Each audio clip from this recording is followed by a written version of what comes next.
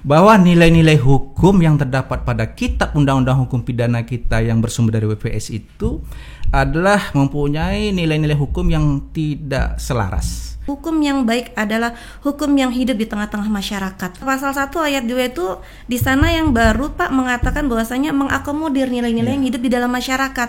Itu kan sesuatu yang memang kita dambakan dari dulu. Walaupun itu ada pro dan kontra. Nah, Pak Dekan melihat ini sebagai sebuah karya agung itu seperti apa? Ya, saya sebenarnya ini yang pertanyaan kunci yang saya tunggu-tunggu. Yang saya tunggu-tunggu ya.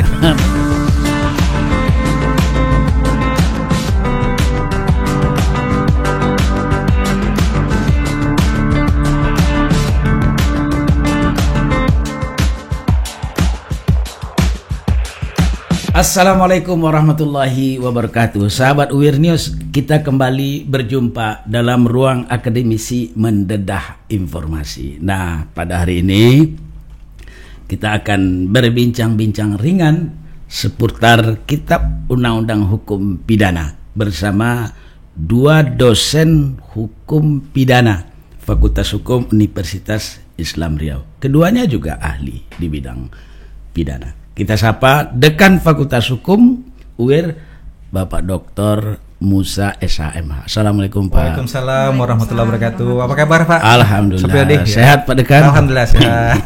Pak Dekan pakai baju seragam pidana. Iya, ini pakai ciri khas karakter orang pidana. Kriminal law. Iya. Nah, kalau hukum pidana itu bajunya memang agak marun-marun. Ya, marun-marun dan memang warna menantang. Warna menantang. Karena pidana itu keras. Keras, Pak. Beda dengan konstitusional law, Pak. Oh ya beda. Itu warnanya agak soft memang agak untuk mendamaikan orang ya. Okay. Baik, yang kedua kita sapa Ibu Dr. Heni Susanti SHMH. Assalamualaikum Bu Heni. Waalaikumsalam warahmatullahi wabarakatuh. Pak Dokter. Jilbabnya agak sama. Baju dengan warna Pak Dekan. Nuansa pidana itu Pak. Jadi nampak merah itu kan. Jadi nampak merah. Karakter pidananya nampak. Bu Eni dosen Fakultas Hukum UIR yang juga banyak berkecimpung di bidang hukum pidana dan sekarang menjadi sekretaris prodi doktor program doktor pasca sarjana UIR. Selamat ya Teh menjadi sekretaris prodi yang baru nih. Yeah. Sudah ada sekarang Pak. Ya. Sekpro, sekretaris prodi. Saya dapat informasi beliau dari Sekpro dan bisik-bisik saya mengatakan ya alhamdulillah. Orang pidana menjadi sekretaris prodi pidana. Mau pecah telur. Selamat. Mau pecah telur. Pecah telur. Pecah telur tanggal 5 Januari. Ibu Yulfita Rahim. Ya. Baik. Sahabat UIR News, bersama dua ahli pidana ini, Pak Musa dan Ibu Eni, kita akan berbincang-bincang ringan seputar Kitab Undang-Undang Hukum Pidana. KUHP, satu sisi ada kebanggaan kita karena sudah terjadi dekolonialisasi terhadap hukum-hukum pidana yang ditinggalkan dahulu oleh Belanda.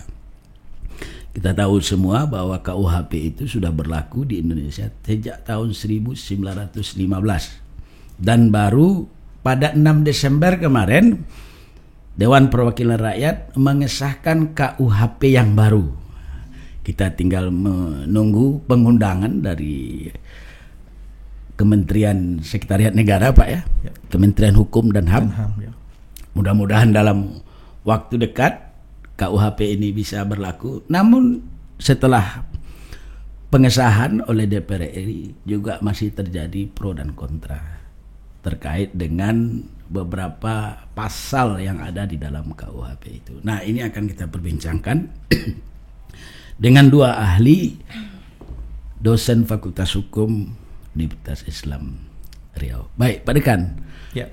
Apa yang bisa Pak Dekan sampaikan di awal pembicaraan kita ini terkait dengan pengesahan KUHP yang kita lihat masih ada kontroversi?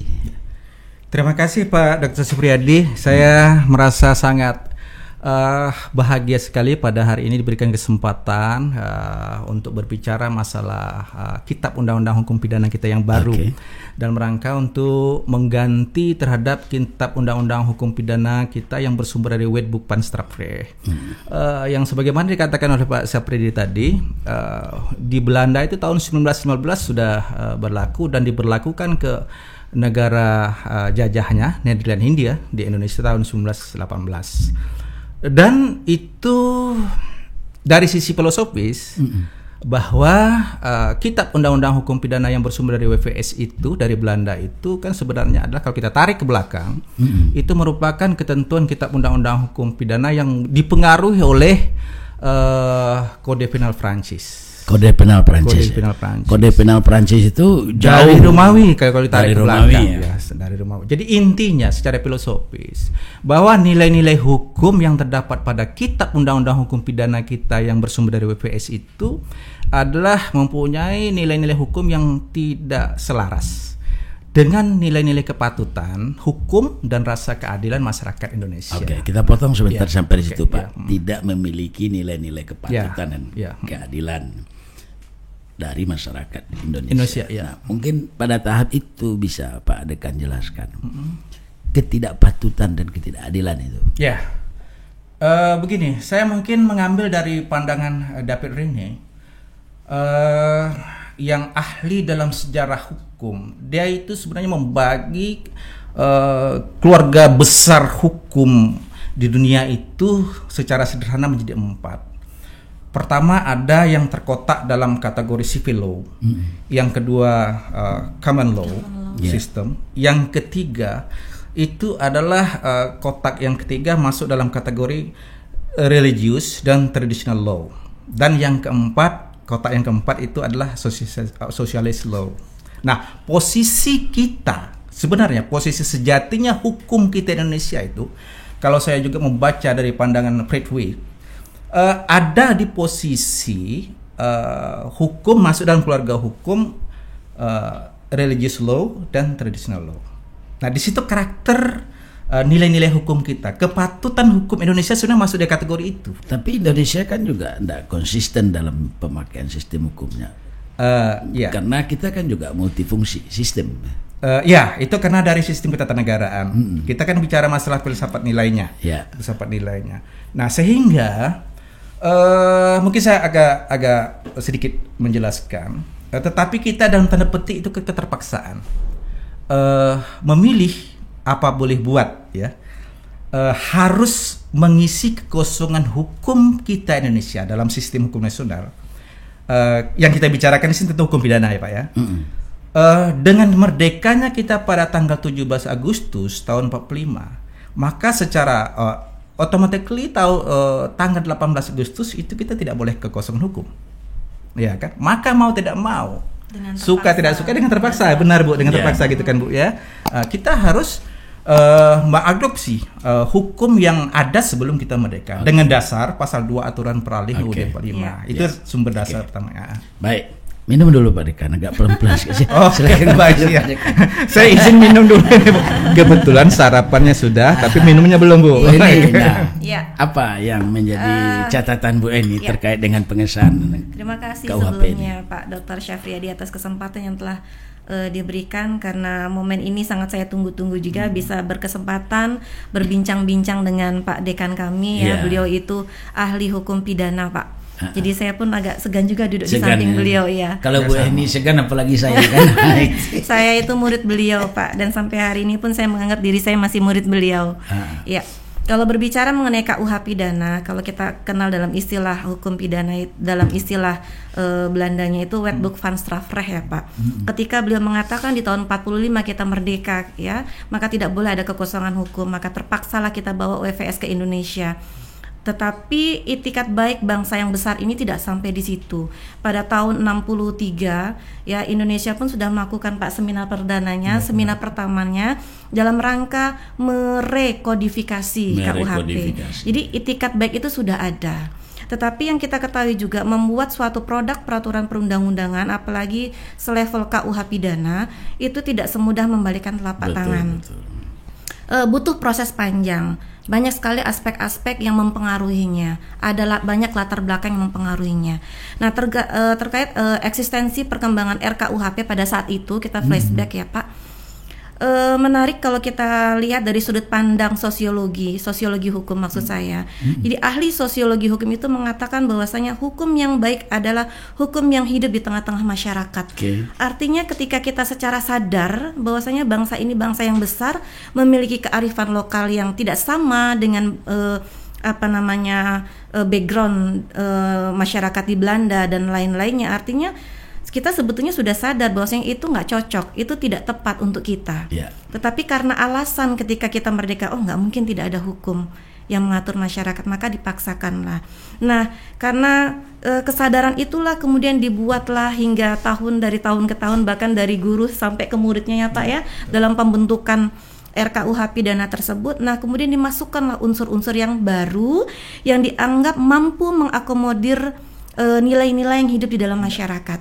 Karena Indonesia itu negara yang religius magis Pak. Ya, kita pun kental dengan kearifan lokal yang tidak sama dengan negara lainnya. Nah, kemudian bisa kita ambil kalau di pasal 1 ayat 1 KUH pidana yang lama ya, azas legalitas ya Pak Dekan. Di sana mengatakan bahwasanya tidak ada suatu perbuatan yang dapat dipidana melainkan adanya peraturan perundang-undangan yang mengaturnya terlebih dahulu. Nah, artinya kan harus ada aturannya dulu, lalu boleh suatu perbuatan itu kita beri tindakan begitu. Lalu ada beberapa masalah atau beberapa problem di masyarakat yang ternyata tidak diatur.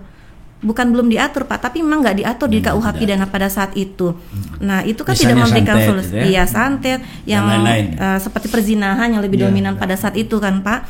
Nah, kemudian kita sadar karena itu ada dan muncul, maka di dalam KUH pidana yang baru istilahnya Pak Dekan, kita sepakati dalam perbincangan di sini karena memang belum ada yang menyebut KUH pidana yang baru, ada yang menyebut KUHP nasional. Kita tunggu dari penamaan yang diterbitkan oleh lembaran negara Pak Dekan ya. Jadi di pasal 1 ayat 2 itu di sana yang baru Pak mengatakan bahwasanya mengakomodir nilai-nilai yang hidup di dalam masyarakat. Itu kan sesuatu yang memang kita dambakan dari dulu gitu Pak. Artinya ya semoga memang benar-benar mampu mengakomodir apa yang sebetulnya masyarakat kehendaki. Baik Pak Dekan. Nah Bu Eni, kita naiknya ke depan lagi. Tadi kita kan sudah setback ke belakang tentang sejarah KUHP. Sekarang kita bicara pasca pengesahan KUHP. Nah, ada suara-suara yang kontroversial juga terhadap pengesahan KUHP ini. Apa catatan Pak Dekan lah? Yang lebih spesifik, terutama menyangkut pasal-pasal yang krusial, yang krusial, yang strategis, yang itu memang dikhawatirkan oleh masyarakat. Itu sebenarnya isu lama Pak ya. Saya kebetulan saya itu langsung belajar dan mendapat informasi dari orang pertama. Seperti Prof Muladi, Prof Barda. Kalau Prof Barda itu memang sebelumnya itu malah saya dapat informasi langsung dari Pak Ruslan Saleh almarhum. Ini Prof Muladi, Prof Barda ini kan perumus dari RUKUHP. Penerusnya yang sebelumnya itu kan Prof Ruslan Saleh beserta teman-temannya, dan sebelum itu juga sebelum Prof Ruslan Saleh bersama Sudarto itu kan Mulyatno. Jadi regenerasi. Jadi saya itu mendapatkan informasi langsung dari generasi yang ketiga dari Mulyatno ke Ruslan Saleh dan Sudarto, baru saya dapat dengan Muladi dan Barda. Nah, kalau Barda ini kan saya mungkin cerita sejarah dulu Pak. Barda ini memang membidani buku ke-1 KUHP, dan Muladi itu membidani buku kedua KUHP. Nah, sehingga waktu tahun 2004 sampai 2006 itu kami sudah mendiskusikan terutama secara fundamental itu berkaitan dengan masalah buku ke-1. Buku ke-1 kan bicara masalah azas baru. Yang aja Pak, pointers yang sekarang krusial masih menjadi perdebatan. Karena kalau Pak Dekan jelaskan panjang lebar itu waktu kita tidak cukup. Jadi begini, kalau buku kedua itu kan Prof Muladi yang membidani, dan beliau juga banyak memberikan komparasi kepada negara-negara. Di situ asal muasalnya Pak. Sehingga pasal-pasal yang banyak dalam tanda petik di copy paste dari negara-negara lain. Kita perlu ingat, saya katakan dari awal tadi, kalau pasal-pasal yang terkait dengan masalah tindak pidana, karena buku kedua itu kan bicara masalah tindak pidana. Pada intinya tindak pidana itu dua saja rumusnya. Ada perbuatan yang dilarang, ada perbuatan yang diperintahkan. Ya, verboten, geboden, tapi tidak ada mohkennya. Nah ini yang didiskusikan sebenarnya dalam masyarakat terkait dengan masalah perumusan tindak pidana. Ada jenis-jenis tindak pidana baru yang diperdebatkan, tidak berkesudahan dari mulai generasi kedua sampai sekarang masih juga itu dibicarakan. Misalnya apa itu Pak? Ya seperti umpamanya ada membicarakan masalah yang Bapak katakan tadi, perlu tidak delik santet itu dijadikan delik. Santet dijadikan delik. Nah itu sebenarnya secara filosofi kalau kita pahami, kadangkala mungkin banyak interpretasi daripada masyarakat. Ya. Kok delik santet itu harus dijadikan delik? Jadi seolah-olah kita setback ke masa-masa tradisional. Sementara kita sekarang ini kan hukum pidana kita itu berorientasi pada sains. Iya. Ilmu pengetahuan. Santet tidak bisa. Itu kan metafisik, ya metafisik. Pembuktiannya susah Pak. Susah. Tapi yang perlu kita ingat Pak, sebenarnya itu kami sering diskusikan. Sebenarnya yang diberikan perlindungan itu bukannya ya orang yang terkena santet, tetapi melakukan bukan melakukan justifikasi, ya melakukan perbuatan yang dilarang itulah orang yang mengaku memiliki kemampuan untuk melakukan tindakan santet. Nah, ini sebagai suatu tindak pidana itu kan gitu susah tuh Pak mendapatkan pengakuan dari seseorang, itu kan susah. Ya, saya contohkan begini. Ini sebagai pelajaran kita juga. Saya sering membuka YouTube dari yang merah, apa namanya? Pesulap merah. Pesulap merah. Itu trik-triknya dibuka ya, semua itu. Artinya apa? Secara berhikmah itu sebenarnya kita mau pelajari. Sebenarnya begitu, itu hakikat daripada perumus undang-undang dulu. Kalau kita bicara masalah delik santet ya, supaya orang jangan terkibuli, terbohongi oleh orang-orang yang mengaku mempunyai kekuatan magic untuk dapat melakukan sesuatu yang dikehendaki oleh orang yang membutuhkan.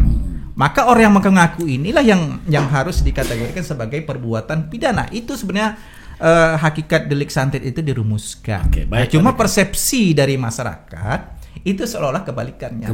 Ya. Bu Heni, Pak. Apa yang menjadi catatan dari Bu Heni terkait dengan pasal-pasal yang krusial itu? Ya. Tadi Pak Dekan sudah menyebut salah satu di antaranya santet. Ya. Yang Ibu Heni apa? Ya, catatan penting banyak sebetulnya Pak, tapi ini kan kita karena waktu juga jadi hanya beberapa hal saja. Jadi seperti yang dikatakan di awal oleh Pak Dr. Musa dan saya juga tadi mengatakan bahwasanya mengakomodir nilai-nilai yang hidup di dalam masyarakat. Pro dan kontra itu biasa Pak. Justru itu suatu kehasanahan atau kebaikan dalam dunia keilmuan gitu Pak. Harus ada pro dan kontra itu. Harus ada pro dan kontra itu. Nah, artinya apa? Kalau tadi misalkan masalah santet, kumpul kebo, perzinahan, itu kan memang hal yang sudah ada dan hidup berkembang di masyarakat Indonesia, Pak. Mau tidak mau, suka tidak suka, memang harus diakomodir, Pak, di dalam suatu aturan perundang-undangan yang mengikat. Sehingga kita tahu bahwasanya ini perbuatan ini dilarang, tidak bisa kita lakukan pembiaran. Masalah santet misalkan, pembuktiannya gimana, Bu? Apakah harus berguru ke Ki Joko Bodo misalkan? Atau berguru ke Pesulap merah? Itu intermezzo Pak Dokter. Soal KDRT gimana? KDRT dan perdagangan orang. Kalau untuk KDRT dan perdagangan orang itu kan dia masuk, sudah ada undang-undang yang mengaturnya terlebih dahulu itu, Pak. Makanya ini dibutuhkan dalam pertimbangan RKUH pidana itu kan ada 3 alasan. Secara filosofis, sosiologis, kemudian kultural juga, Pak. Nah, mungkin dari aspek yuridisnya itu masuk. Jadi undang-undang yang bertebaran, apa istilahnya, undang-undang di luar KUH pidana kan, Pak ya. Sehingga tidak terjadi ketumpang tindihan gitu, Pak.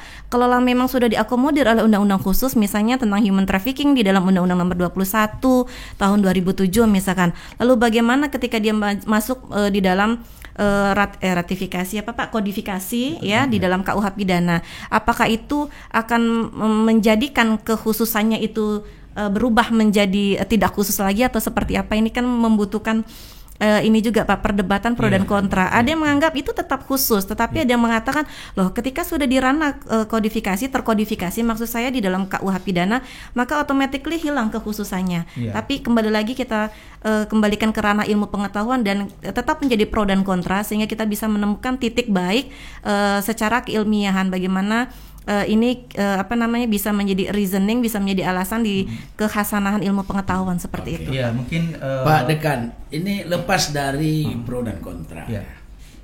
Bagaimanapun kita sudah jauh lebih maju dibandingkan pada masa KUHP Belanda yang kita pakai itu. Paling tidak Indonesia sudah melahirkan sebuah karya hukum karya agung yang luar biasa kan. Nah, walaupun itu ada pro dan kontra. Nah, Pak Dekan melihat ini sebagai sebuah karya agung itu seperti apa? Mungkin saya menyambung dari Ibu Heni tadi karena menarik sekali apa yang dijelaskan oleh Ibu Heni tadi terkait dengan masalah keberadaan undang-undang di luar KUHP yang sudah ada sebelum KUHP baru ini menjadi hukum nasional ya.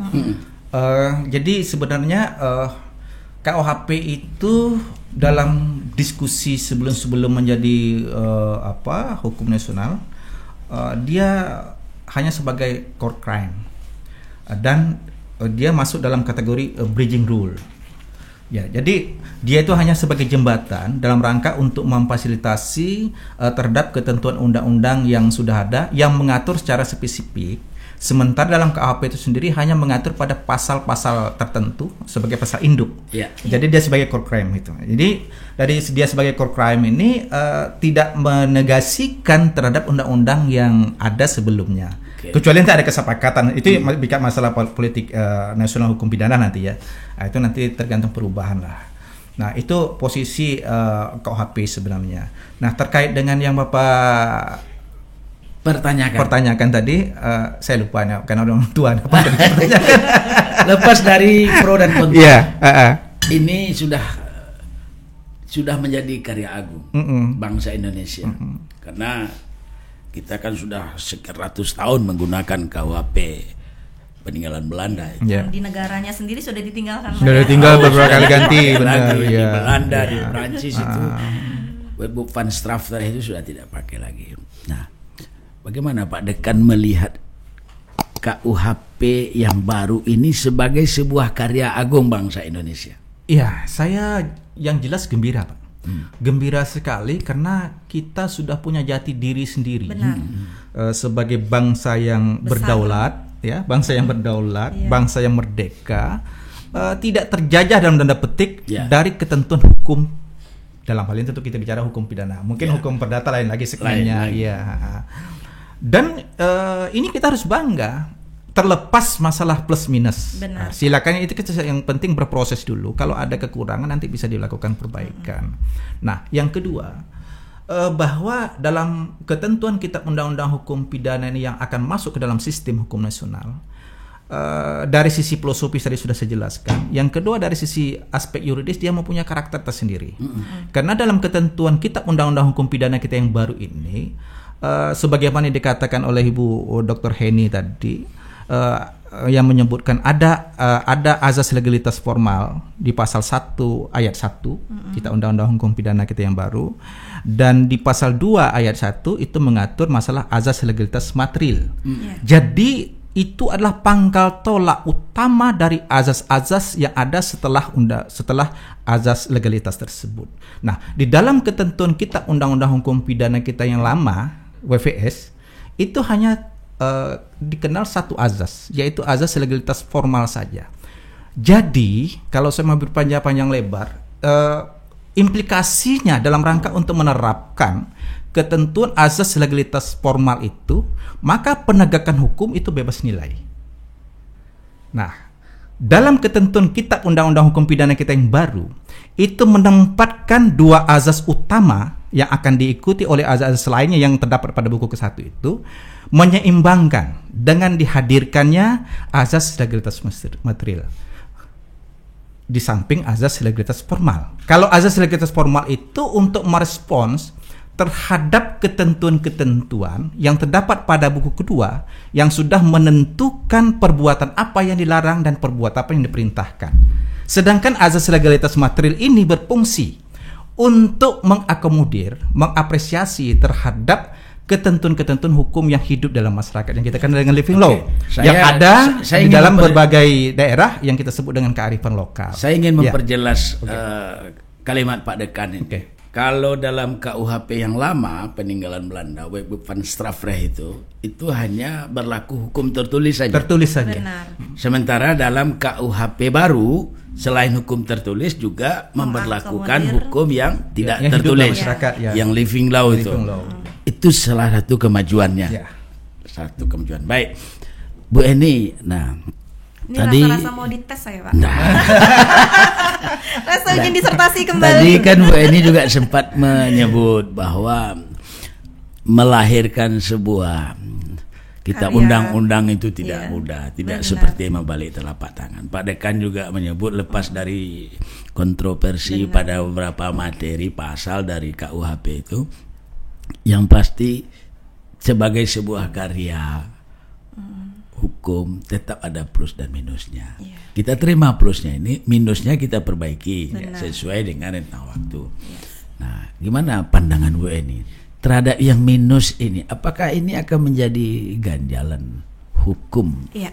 Di Kalau kemudian hari? dalam filsafat ya Pak, manusia itu tidak ada yang sempurna. Tidak ada yang sempurna. Mengikut produk yang juga yang dibuat oleh manusia. Artinya apapun yang kita buat, sekalipun itu sebuah konstitusi sekalipun, ya nggak ada yang sempurna Pak. Artinya kekurangan itu akan tetap ada. Seburuk-buruknya KUH pidana yang lama itu masih eksistensinya masih kita pakai hingga sebelum Desember 2022. Artinya kita sadar ada kekurangan, ada minus, tapi masih bisa kita pakai. Begitu pula dengan KUH pidana yang sekarang. Ya, berarti yang ius constitutum sudah tergantikan dengan yang ius constituendum yang pada saat ini insya Allah akan kita pakai sampai ya semoga sampai berapa ratus tahun ke depannya Pak ya. Itu yang kita harapkan. Nah, iya. Artinya ya kekurangan itu dimanapun akan tetap ada Pak. Lalu sekarang bagaimana kita bisa mengimbanginya, mungkin bisa kita perbaiki melalui elemen-elemen lain yang memang bisa tetap mampu mengakomodir nilai-nilai yang hidup di dalam masyarakat. Karena ya memang hukum itu siogianya masyarakat itu yang tahu Pak, dia yang paham. Iya, ya contoh masyarakat Minang dia lebih paham apa yang terbaik untuk dia daripada kami orang Sunda misalkan. Karena yang diterapkan di Minang itu belum tentu terbaik diterapkan di kami yang suku Sunda misalnya. Apalagi Melayu ya. Apalagi Melayu. Artinya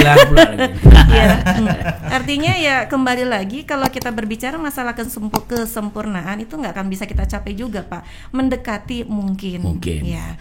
Tapi ya, mungkin di akhir ini apa ya saya perlu sampaikan juga kita harus sangat-sangat mengapresiasi karya anak bangsa ini. Karya anak bangsa. Iya, ini karya agung yang luar biasa, luar Pak. Biasa, ya. Jadi kalau di dalam agama Islam kita punya Al-Quran sebagai panduan hidup kita, mungkin di dalam hukum positif yang kita anut kita punya KUHP itu, Pak.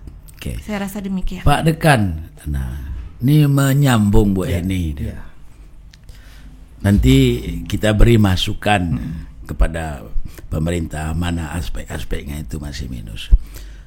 Bapak kan akademisi, Bu Eni juga akademisi yang selalu berkutat dengan ilmu pengetahuan, dengan perkembangan hukum, selalu berhadapan dengan masyarakat, selalu menyerap aspirasi-aspirasi masyarakat. Peran Fakultas Hukum itu sangat penting ya, di dalam memberikan kesempurnaan terhadap kitab undang-undang hukum pidana ini. Apa kira-kira ke depan yang akan Pak Dekan bersama dengan kawan-kawan di Fakultas Hukum lakukan terhadap penyempurnaan kitab undang-undang hukum pidana yang baru ini? Ya, oke Pak. Saya sebenarnya ini yang pertanyaan kunci yang saya tunggu-tunggu. Yang saya tunggu-tunggu ya. Minum Pak Dekan. Ini minum lagi itu dulu. gelasnya tertulis Universitas Islam Riyadh. Oh iya, ini itu diapresiasi. Apresiasi ini. Itu promo luar biasa. Nanti dibuat Dekan, dibuat gelas Fakultas Hukum Pak Dekan. Oke, siap. Baik. Begini Pak.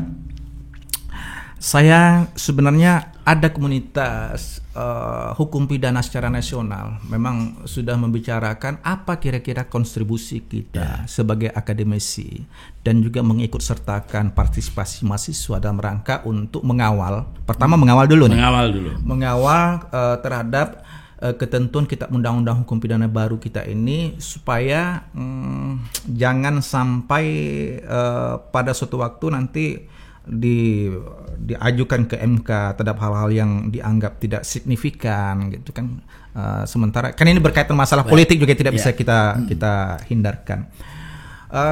Maka teman-teman insan hukum pidana Mahupiki ya Pak?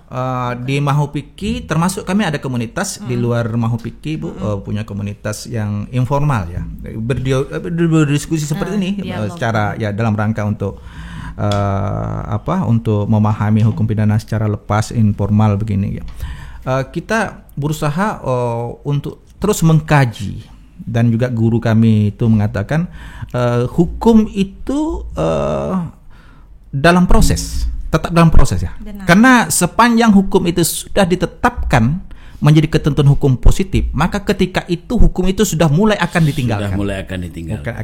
Karena perkembangan masyarakat dan kebutuhan hukum masyarakat. Nah, maka dengan kehadiran kitab undang-undang hukum pidana yang baru ini, apalagi ada pro dan kontra yang tidak bisa kita hindarkan, maka kita perlu melakukan pengawalan dan melakukan koreksi secara korektif bersama-sama dengan melibatkan beberapa pakar hukum pidana untuk berdiskusi apakah ini cocok atau tidak untuk tetap dipertahankan, atau ini perlu dilakukan suatu evaluasi kembali. Kita lihat proses saja. Nah, sehingga dengan demikian komunitas-komunitas hukum pidana termasuk kita di Fakultas Hukum ini, saya punya hayalan mungkin ya, kalau tidak cita-cita, bisa berpartisipasi secara akademik untuk menekuni terhadap ketentuan-ketentuan, baik itu dari sisi filosofisnya, dari sisi normatifnya, dari sisi sosiologisnya, terhadap kehadiran kitab undang-undang hukum pidana yang baru ini dengan cara satu, melakukan suatu kajian terhadap azas-azas yang ada, dengan kita melihat, karena ini kan 2 tahun setelah diundangkan baru berlaku kitab undang-undang hukum pidana yang baru ini. Kita lihat nanti reaksi, bagaimana respon masyarakat, terutama yang kata Ibu Heni tadi ini. Yang dipersoalkan sekarang itu, yang masih diperdebatkan berkesinambungan adalah berkaitan dengan masalah eksistensi terhadap ketentuan hukum yang hidup dalam masyarakat. Nah, itu kan ada 3 kriteria ukuran yang sudah ditentukan oleh pasal 2 ayat 2 kita undang-undang hukum pidana itu. Pertama, tidak bertentangan dengan Pancasila. Yang kedua, tidak bertentangan dengan UUD 45. Yang ketiga, tidak bertentangan dengan azas-azas umum hukum pidana ya, dan tidak bertentangan dengan kaidah-kaidah hukum internasional. Nah, itu kriteria-kriteria yang menjadi patokan untuk dapat diakui terhadap ketentuan-ketentuan hukum yang hidup di dalam masyarakat. Contoh, seperti di Aceh. Aceh sekarang itu kan ada konon. Nah, konon itu adalah merupakan refleksi terhadap hukum yang kental dan hidup dalam masyarakat, tetapi tidak diakomodir oleh kitab undang-undang hukum pidana kita yang sekarang. Tapi hukum itu ketat dan diakui eksis dalam masyarakat. Maka dengan adanya undang-undang nomor 12 tahun 2011 ya, maka tentang pembentukan peraturan perundang-undangan, maka mereka menyisipkan di dalam perdanya berkaitan dengan masalah konon. Itu adalah sebagai salah satu contoh, karena tidak adanya ruang di dalam ketentuan kitab undang-undang hukum pidana, kalau yang membicarakan masalah hukum pidana ya, tidak adanya ruang dalam kitab undang-undang hukum pidana kita yang lama, yang sekarang masih kita pakai ini, disebabkan dia hanya menganut azas legalitas formal, hukum tertulis, sehingga hukum yang hidup dalam masyarakat itu tidak terakomodir. Apapun yang terjadi dianggap tercela oleh masyarakat. Tetapi karena tidak ada aturan hukum tertulis sebagaimana dikatakan oleh Ibu Heni tadi, kita masih memakai jargon dari Van Voorbeek yang disebut dengan nullum delictum nulla puna sine lege propria punali. Nah, itu sudah tertinggal dan tidak dipakai lagi. Nah, ini yang harus dilakukan suatu evaluasi dalam rangka untuk memperjuangkan itu. Maka kajian-kajian dari para doktor ilmu hukum, termasuk kita di UIR ini, saya punya ekspektasi supaya kawan-kawan ini berkiprah di sanalah. Saya sudah ngomong dengan teman-teman yang lain dari universitas-universitas besar. Kami ada suatu kebanggaan secara kuantitas saya bilang bahwa di Fakultas Hukum itu ada seberapa dokter hukum pidana kita Bu? Ada 9 mungkin ya. Di Fakultas Hukum Di UIR. Fakultas Hukum UIR. Yang Nah, keilmuannya hukum pidana. keilmuannya disiplin ilmunya hukum pidana. Dan itu banyak Pak di termasuknya Pak. Termasuk volumenya besar, banyak sekali itu kalau dari si kuantitas kita ya. Dibandingkan dengan tanda petik di perguruan tinggi besar yang jumlah disiplin ilmu hukum pidana doktornya itu tidak sebanyak itu. Tapi secara kualitatif mereka banyak berkiprah. Maka saya berusaha dengan Ibu Heni ini ngobrol-ngobrol lepas dengan beliau. Bagaimana kita memotivasi teman-teman yang konsen dalam hukum pidana itu menghidupkan itu secara akademik gitu. Bisa berkontribusi paling tidak ya, punya gagasan untuk kita berikan sumbangsi secara nasional. Baik. Nah, itu. Terima kasih Pak Dekan. Baik. Nah, Bu Eni, kita sudah hampir sampai di penghujung waktu. Nah, Bu Eni kan juga menjadi sekretaris program studi S3 pasca sarjana UIR. Nah, S3 itu kan juga banyak ahli-ahli pidana di sana. Sama pertanyaannya dengan Pak Dekan.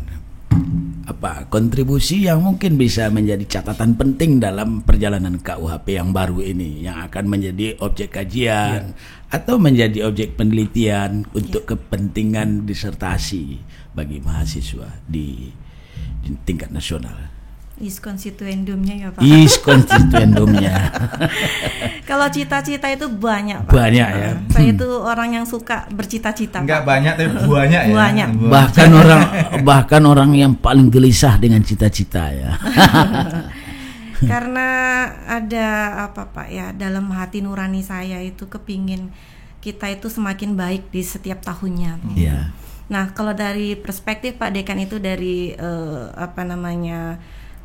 kelompok keilmuan hukum pidana, Pak, mungkin kalau dari saya itu ya tentu kita harus eksis Pak, karena kita itu ranah-ranah akademisi, jadi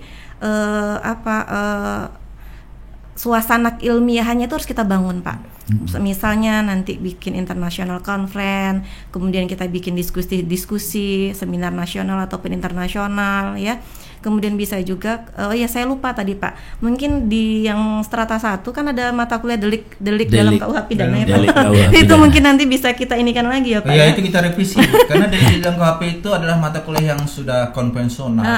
Jadi terlupa. Jadi mungkin kalau dari S1 kita perbaiki itu Pak. Karena kan kita harus up to date juga dengan yang sekarang begitu kan. Nah, kemudian kalau dari mahasiswa S1 ataupun S2 dan S3 itu kan kita satu rumah sebetulnya Pak. Satu rumah. Iya. Artinya setiap kegiatan yang di fakultas ataupun di pasca sarjana itu masih bisa kita bersatu gitu Pak. Bisa dikolaborasikan. Iya, kolaborasikan.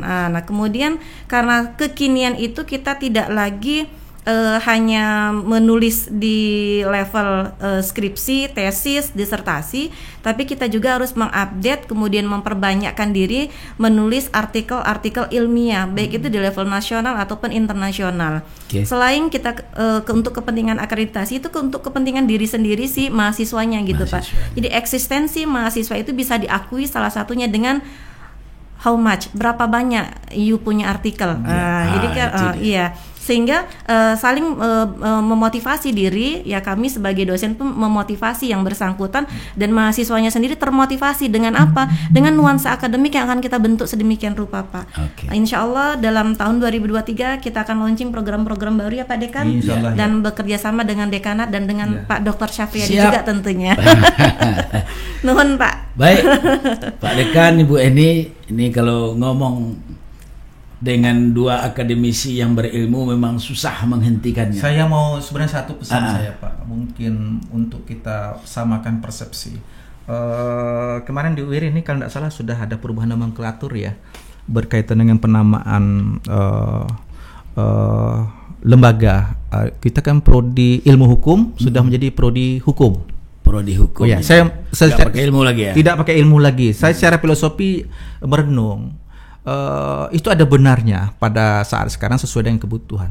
Maka artinya kita sebenarnya visinya kalau di strata 1 itu nomenklaturnya sudah diubah dari prodi ilmu hukum menjadi prodi hukum, berarti kita akan menciptakan alumni-alumni yang mahir dengan menerapkan hukum. Tapi perlu kita ingat bahwa di strata 2, di strata 3 itu Juga kajian harus kita ada berkaitan masalah keilmuan keilmuan. Ya. dan kefilsafatan dari hukum itu sendiri. Dalam hal ini Benar, tentu yang kita bicara Baik. hukum pidana. Maka dalam hal ini harus berhati-hati kita dalam rangka untuk memetakan dan mengkondisikan mahasiswa kita ini posisinya di mana. Kalau di S1 oke, kita harus menerapkan hukum yang bisa mahir untuk mereka setelah keluar untuk menerapkannya. Tapi dari S2, S3 kita juga harus berpikir dalam rangka untuk mengajarnya itu kalau dari meta teorinya ya, bahwa S2 itu harus kaya dengan teori-teori hukum. Sedangkan level ke S3-nya ke filsafatnya gitu. Baik. Itu Karena yang memang harus itu. idealnya itu Pak, Iya. itu pengembangan dari Pengembangan, strata 1 iya. Pak, S2 dan S3 itu. Baik, Pak Rekan, Bu Eni, sayang sekali waktu kita tidak terlalu mengizinkan untuk berbincang lebih banyak. Atensi yang cukup besar kami berikan kepada Pak Dekan Dr. Musa SHMH dan Terima kasih. juga Terima kepada kasih, Pak Ibu Dr. Dr. Heni Susanti SHMH. Sekali lagi kami menyampaikan terima kasih atensi dan kebersamaannya di ruang Sama-sama, podcast Pak. ini. Sama-sama. Insya Allah kita akan bertemu di lain Insya waktu Allah. dalam tema yang berbeda. Baik. Demikian sahabat UIR News, pertemuan kita hari ini kita akan berjumpa kembali dengan tema yang berbeda dengan narasumber yang tidak sama. Billahi taufiq wal hidayah. Wassalamualaikum warahmatullahi wabarakatuh. Waalaikumsalam warahmatullahi wabarakatuh.